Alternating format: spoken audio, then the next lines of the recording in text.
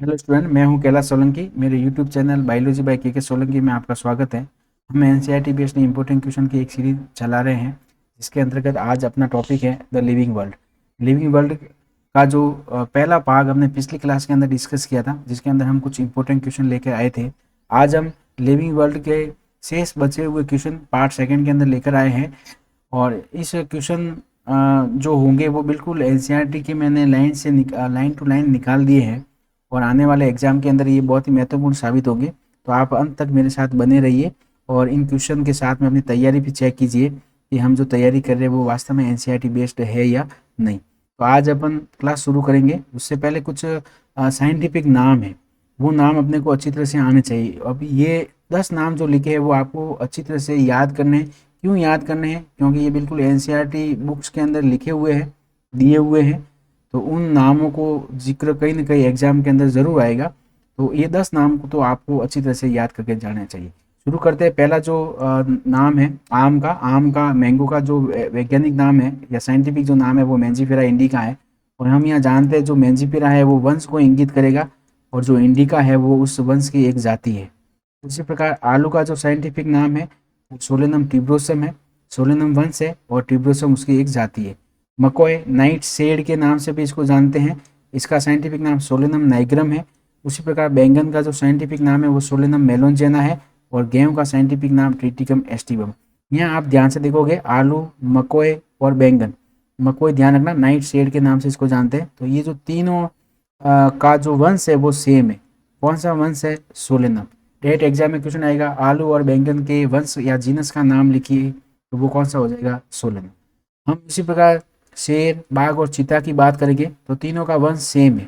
तीनों कौन से वंश से संबंधित है? पैंथेरा वंश से संबंधित है। और शेर का साइंटिफिक नाम पैंथेरा लियो, और बाघ का पैंथेरा टाइग्रिस, और चीते का पैंथेरा पार्डस से है। यहाँ आप लॉइन से एल याद रखना, दिमाग में आ जाएगा। शेर को लॉइन बोलेंगे तो वो एल से आप लियो याद रख जाएगा। बाघ के अंदर टाइगर, टाइगर से टाइग्रिस हो जाएगा। और बाकी ये पार्डस, ये दोनों के अलावा वो जो तीसरा होगा वो चीते का है। उसी प्रकार मनुष्य का जो वैज्ञानिक नाम है वो होमोसेपियंस है, और जो घरेलू मक्खी है वो मस्का डोमेस्टिका है। तो ये तीनों तो आपको अच्छी तरह से या और ये जो 10 नाम है ये आपको अच्छी तरह से देखने हैं। और उसके बाद में एक अगर पर बात करें यहाँ पर शेर, बाघ और चीता की, तो यहाँ पर जो इनका जो वंश है वो वंश है पैंथेरा। उसी प्रकार एक वंश आता है जिसका जिक्र हमने पिछली क्लास के अंदर किया है, अगर आपको याद आ रहा तो फेलिस वंश। बता सकते हो फेलिस वंश किसका है? तो ये बिल्ली का है।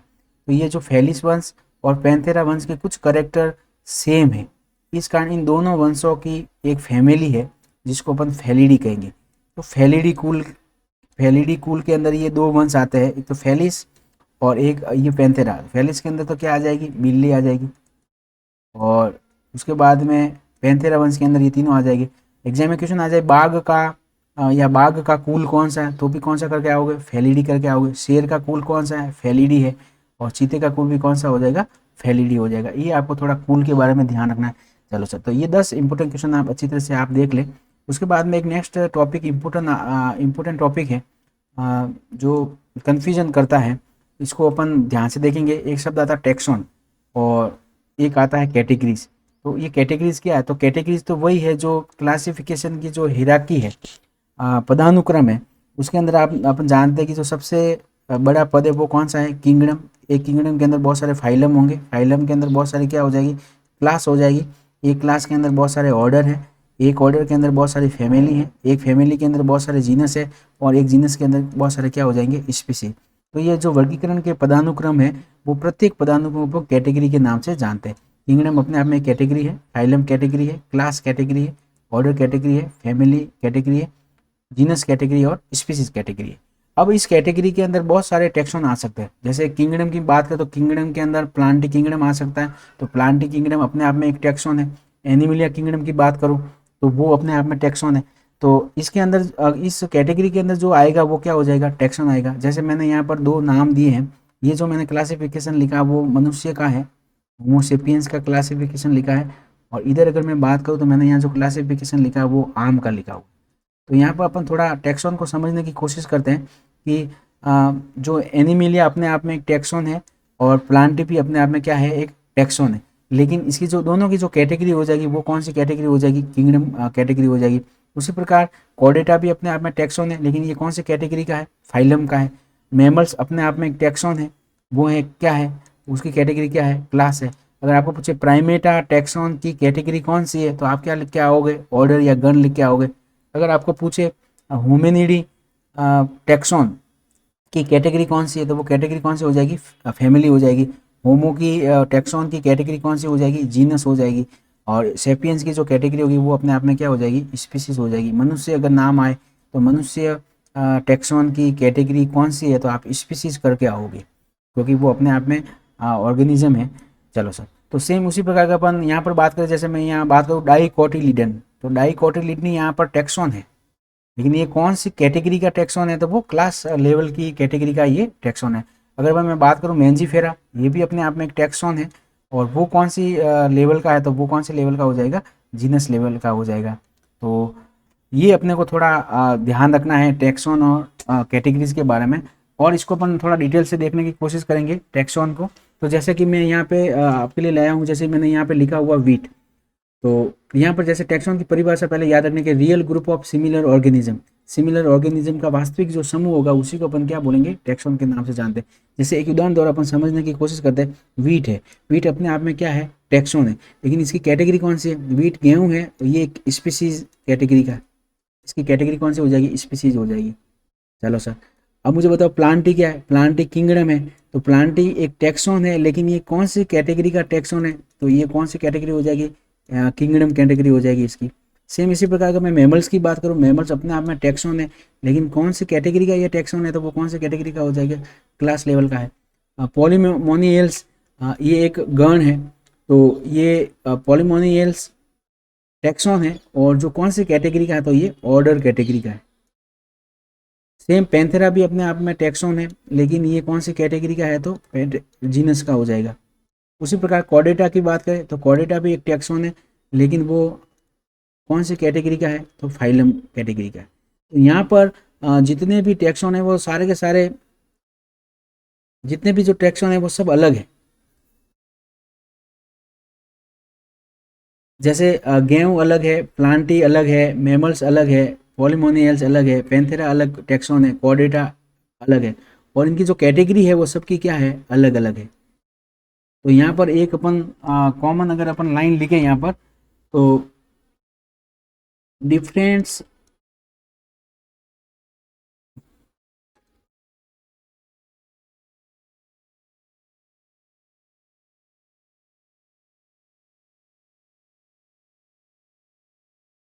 यहाँ पर अपन देखें कि जो species, kingdom, class, order, genus, ये अलग अलग कैटेगरी हैं, और ये सब अलग अलग टैक्सोन है। तो मैं ये पूरे सारांश के तौर पर एक लाइन लिख लूँ कि different category, different categories of different taxon at different taxon.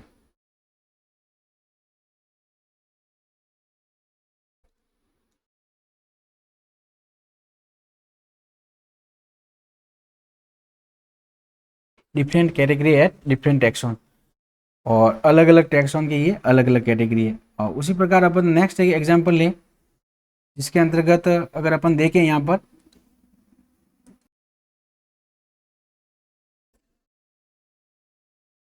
इस एग्जाम्पल के अंदर अपन देखें तो मैमल्स अलग टैक्सोन है, डाइकोटिलिडन अलग टैक्सोन है, और इंसेक्टा अलग टैक्सोन है। लेकिन अगर इनकी कैटेगरी की बात करूं मैं, तो ये भी क्लास है, डाइकोटिलिडन एंजियोस्पर्म प्लांट की एक क्लास है, और इंसेक्टा ऑर्थोपोडा संघ का एक क्लास है। तो यहाँ पर अगर अपन बात करें तो ये तीनों क्लास है। तो यहाँ पर अपन एक लाइन लिख सकते हैं, different taxon at same category. ये थोड़ा ध्यान रखना, different taxon at same category, same है, और ये एक ही कैटेगरी के अलग अलग टैक्सोन है। थोड़ा ऊपर हमने शायद उल्टा लिख लिया है,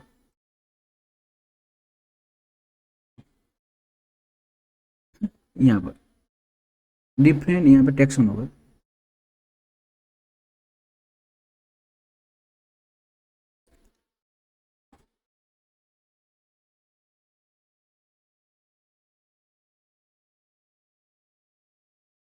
different taxon at different level या कैटेगरी, ये थोड़ा देख लो आप। चलो सर, तो नेक्स्ट अपन बात करें यहाँ पे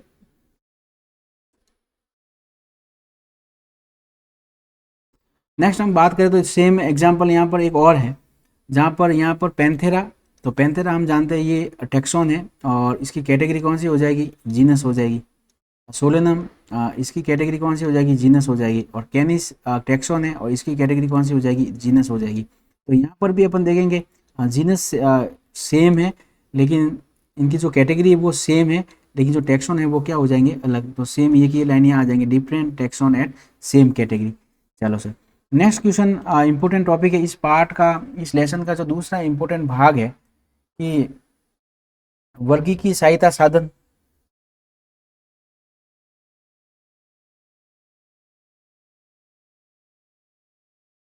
नेक्स्ट अपना जो हेडिंग रहेगा वर्गीकीय सहायता साधन है, कि जो जीवों के वर्गीकरण में सहायता उपलब्ध करवाते हैं ताकि जीवों को अपन आसानी से पहचान सके, तो वो संपूर्ण जो सामग्री होगी उसको वर्गीकीय सहायता साधन के नाम से जानते हैं। चलो सर, टैक्सोनॉमिक एड्स बोलेंगे इसको। उसके बाद में नेक्स्ट पहला अगर अपन बात करें वर्गीकीय सहायता साधन का, वो हर्बेरियम है। और हर्बेरियम के अंदर अपने को क्वेश्चन याद रखना कि हर्बेरियम जो होगा वो प्लांट से संबंधित है, यही आपको याद रखना, एनिमल से संबंधित है या प्लांट से। तो हर्बेरियम हमेशा किससे संबंधित होगा, प्लांट से। यहाँ पर अपन क्या करेंगे, पौधों को सुखाकर दबाकर उनको कागज़ की शीट पर अपन लगा देते हैं, फिर मान्यता प्राप्त वर्गीकरण के अनुसार उसका वर्गीकरण करते हैं। तो और वो जो कागज़ की जो शीट होगी उसका जो आकार होगा वो 11.5 इंच इंटू 16.5 इंच, ये 11.5 चौड़ाई है और 16.5 इसकी लंबाई है। तो एक तो इसकी साइज आपको अच्छी तरह से याद रखना, हर्बेरियम शीट का आकार कितना है। दूसरी चीज़ ये डेड होंगे, तो ये जो भी जितने भी इसके अंदर जो प्लांट रहेंगे वो सब डेड रहेंगे, मृत पौधों का जो अपन कलेक्शन करते हैं वही हर्बेरियम है। तो ये वहाँ एग्जाम में पूछते हैं हर्बेरियम है किससे संबंधित है, एक तो प्लांट से संबंधित है और ये डेड, इसके अंदर जो ऑर्गेनिज्म होगा वो डेड रहेगा। और इसके बाद सबसे इंपॉर्टेंट क्वेश्चन अगर हर्बेरियम का देखें तो वर्गीकरण का तत्काल संदर्भ, ये आपको क्विक रेफरल सिस्टम पूछे या क्विक रेफरल पूछे क्लासिफिकेशन का, तो वो क्या रहेगा, हर्बेरियम। एग्जाम में क्वेश्चन आएगा कि भाई जैसे किसी पौधे की अपने को मॉर्फोलॉजी के बारे में तुरंत अध्ययन की ज़रूरत है, तो हम किसका अध्ययन करेंगे, हर्बेरियम की सहायता से अध्ययन करेंगे। तो वर्गीकरण का तत्काल संदर्भ हर्बेरियम है। ये 4 इंपॉर्टेंट क्वेश्चन आपको हर्बेरियम के बारे में याद रखना है। नेक्स्ट अपन बात करें बॉटनिकल गार्डन की, वानस्पतिक उद्यान। तो ये वानस्पतिक उद्यान किससे संबंधित है, ये प्लांट से संबंधित है। लेकिन यहाँ पर ध्यान रखना बॉटनिकल गार्डन के अंदर जितने भी प्लांट होंगे वो सारे के सारे जिंदा होंगे, वहाँ हर्बेरियम की तरह मृत नहीं होंगे। तो ये आपको पॉइंट बहुत अच्छी तरह से याद रख के जाना है, वानस्पतिक उद्यान प्लांट से संबंधित है और ये लाइव जहाँ जो प्लांट होंगे वो सब जिंदा होंगे।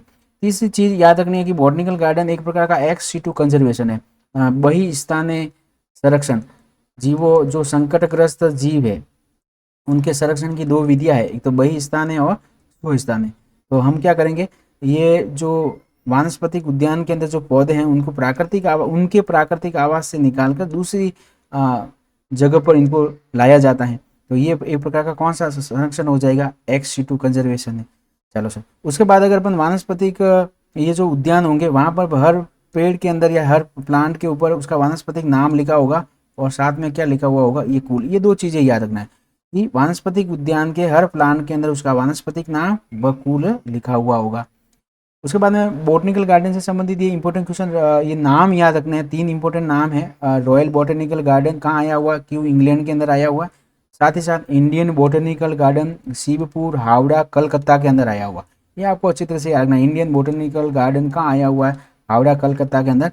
और इसका एक और नाम है, आजकल नया नाम है, आचार्य जगदीश चंद्र बोस,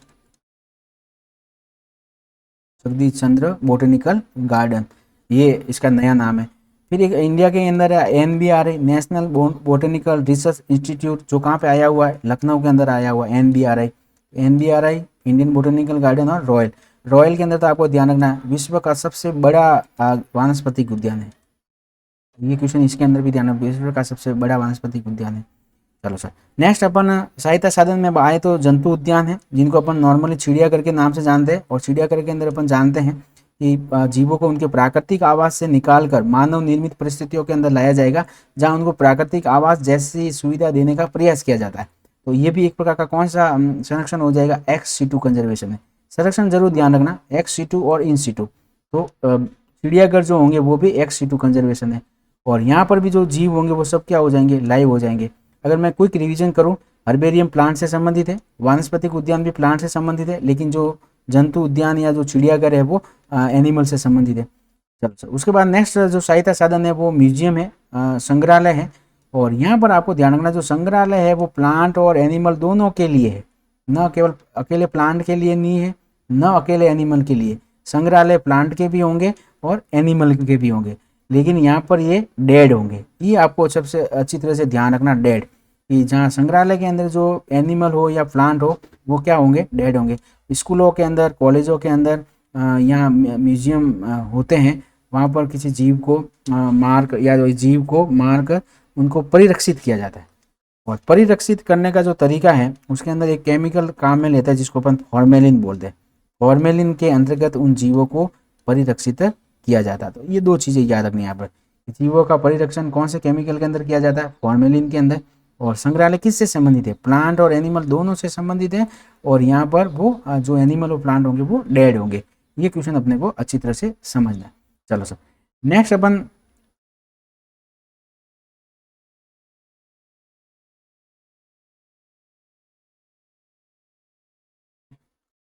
अगर अपन बात करें तो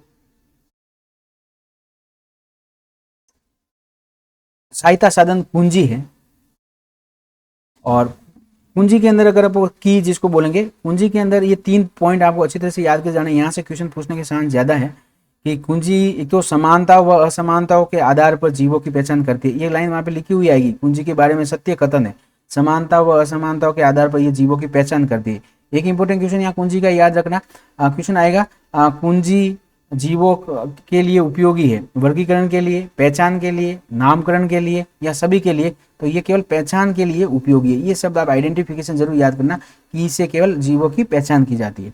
उसके बाद में ये विपर्यासी लक्षणों पर आधारित होते हैं, और ये विपर्यासी लक्षण हमेशा जोड़ी के अंदर होते हैं, और इसको अपन कपलेट के नाम से जानते हैं। अब ये विपर्यासी लक्षण, एक दो क्वेश्चन होंगे, उन क्वेश्चन का आंसर दोनों में से आपको कोई एक देना, फिर उसमें आगे जैसे आगे अपन बढ़ते रहेंगे। तो ये थोड़ा डिटेल से अगर कभी लेसन पढ़ेंगे तो वहाँ पर डिटेल से बताएंगे कि किस प्रकार से पूंजी का उपयोग किया जाता है। फिलहाल आप इंपॉर्टेंट क्वेश्चन के हिसाब से याद रखें कि विपर्यासी लक्षणों पर आधारित है। और उसके बाद में हर टैक्सॉन के लिए अलग अलग की होती हैं, सभी टैक्सॉन के अध्ययन के लिए अलग अलग की का उपयोग किया जाता है। तो ये कुंजी के बारे में 3 आपको बातें याद रखनी। फिर नेक्स्ट है फ्लोरा, किसी विशेष क्षेत्र के पौधों किसी विशेष क्षेत्र में पौधों का वितरण और उसके आवास की जानकारी जिसके अंदर लिखी होती है वो क्या कहलाता है, फ्लोरा कहलाता है। बहुत ही इंपॉर्टेंट क्वेश्चन है फ्लोरा, विशेष क्षेत्र के पौधों का वितरण और उनके आवास की जानकारी फ्लोरा के अंतर्गत होती है। एक होता है मैनुअल्स, नियम पुस्तिका बोलेंगे हिंदी के अंदर उसको, इस क्षेत्र। और मैनुअल्स के अंदर क्या हो जाएगा, किसी क्षेत्र में पाई जाने वाली स्पीसीज को पहचानने में ये सहायता करता है। किसी विशेष क्षेत्र में पाई जाने वाली जातियों को पहचान करने के अंदर नियम पुस्तिका या मैनुअल्स का उपयोग किया जाता है। उसके बाद मोनोग्राफ सबसे इंपॉर्टेंट है। मोनोग्राफ किसी एक टैक्सॉन की इसके अंतर्गत पूरी जानकारी, कोई भी टैक्सॉन ले लो, मैमल्स ले लो, जैसे डाइकोटिलीडन ले लो, किसी एक टैक्सॉन की विस्तृत जानकारी मोनोग्राफ कहलाती है। आपको तो ये लाइन एग्जाम में लिखी हुई आएगी, किसी एक टैक्सॉन की पूरी जानकारी है मोनोग्राफ। उसके बाद में लास्ट अगर अपन बात करें कैटालॉग, ये भी कैटलॉग भी आपको याद रखना है कि ये अल्फ़ाबेटिकल लिस्ट ऑफ स्पीसीज, जातियों का अल्फ़ाबेटिकल अरेंजमेंट है, उसकी पूरी एक लिस्ट होगी, वो कैटलॉग कहलाएगा। तो ये थे लिविंग वर्ल्ड के इंपॉर्टेंट क्वेश्चन, मैंने सारे क्वेश्चन निकाल दिए हैं, और मुझे पूर्ण उम्मीद है कि आने वाले एग्जाम के अंदर आपका जो पहला, दूसरा या तीसरा क्वेश्चन होगा वो इनमें से ही आएगा। और लास्ट तक मेरे चैनल को देखते रहिए, लाइक कीजिए, सब्सक्राइब कीजिए, ताकि आने वाली वीडियो की भी अपडेट आपको जल्दी से मिल सके, और आपके दोस्तों को भी ये शेयर कीजिए ताकि उनको भी ये फ़ायदा मिल सके। धन्यवाद।